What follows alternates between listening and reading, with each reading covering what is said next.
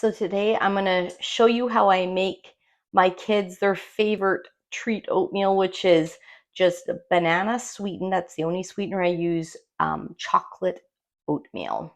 All right, so I have a giant Pyrex bowl because I'm going to make a huge batch for them. I have water, I have unsweetened cocoa powder, I have some vanilla powder, though vanilla extract works as well, and I have some rolled oats and super ripe frozen bananas.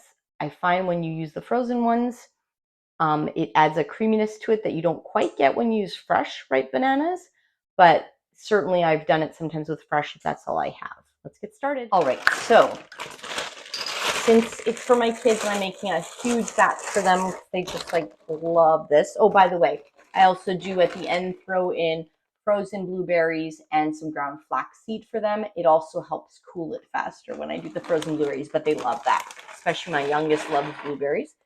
So I'm going to put in a solid like cup and a half of rolled oats. So this is a huge batch. You can obviously really shrink this down if you don't want a batch that big.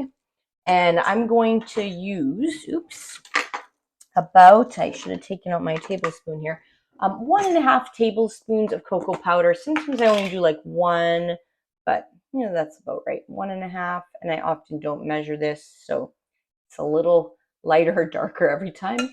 And then just a little pinch of vanilla powder. This is actually like new to me a little bit. I haven't used it too much, so I know it's like pretty concentrated, but okay. And then for this batch, I use quite a lot of banana.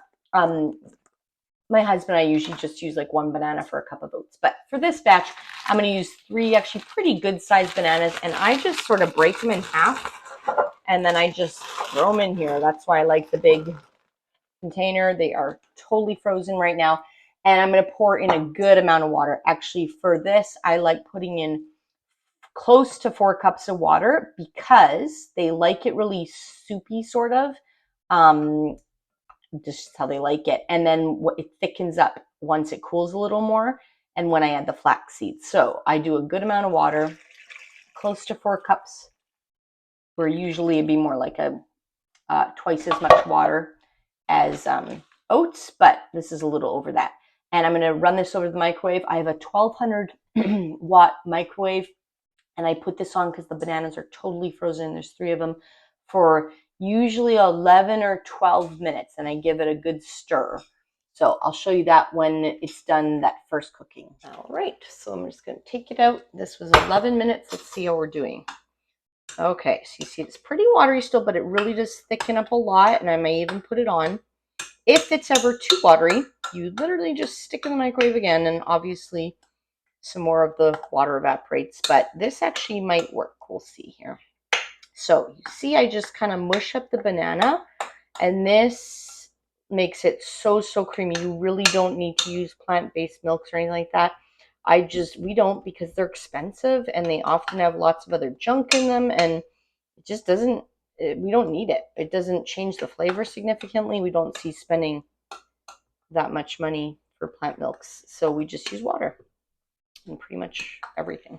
So I think what I'm going to do now that I've pretty much mashed it up using my spoon is I'm going to put it in for about 1 more minute just to let it really melt.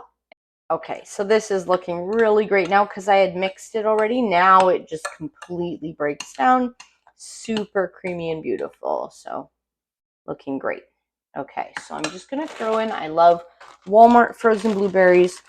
Because it's, again, for the boys, I'm going to finish off this bag. Even sometimes I'll even add more than that. It's probably at least, 3/4 of a cup, but I often add more, like a cup, cup and a half even sometimes.